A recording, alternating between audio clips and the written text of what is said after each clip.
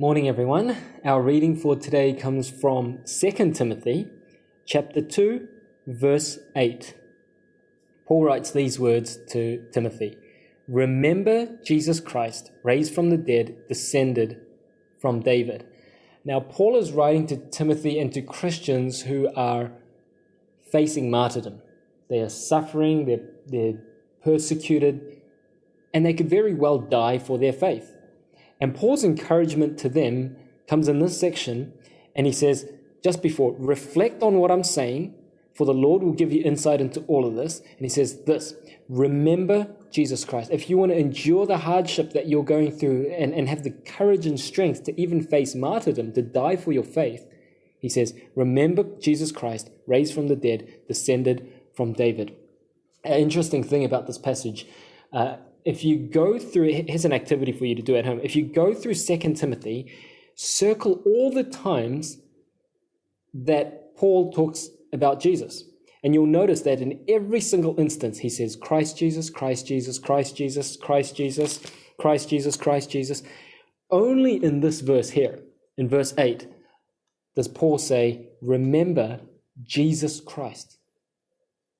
Instead of putting his messianic title, Christ Jesus, first, he says Jesus, his human name, Jesus Christ. And what he's getting at here is, hey, in your suffering and your struggling, remember the man Jesus Christ. As in, remember that God himself in Jesus Christ suffered and went through all of this just like you are going through now, to those Christians in that time.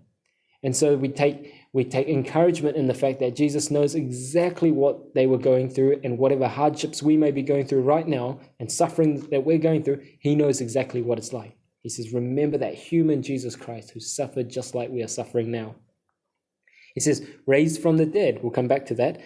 And also descended from David. He descended from David, just basically assuring them, hey, this is that God, that Messiah that was prophesied about, the descendant of David. But not only that, he's saying, like King David, Jesus is ruling on the throne of David.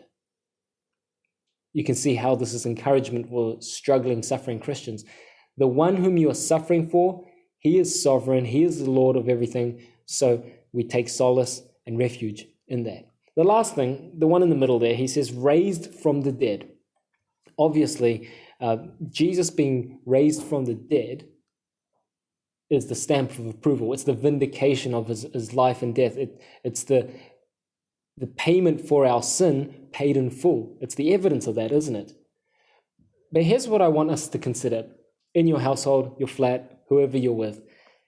How does Jesus Christ being raised from the dead impact our lives on a day-to-day basis? What difference does it make that he has risen from the dead? Not just he will help us get through struggles and tough times, but on an everyday basis, what difference does it make? That's something that we'd love for you to consider.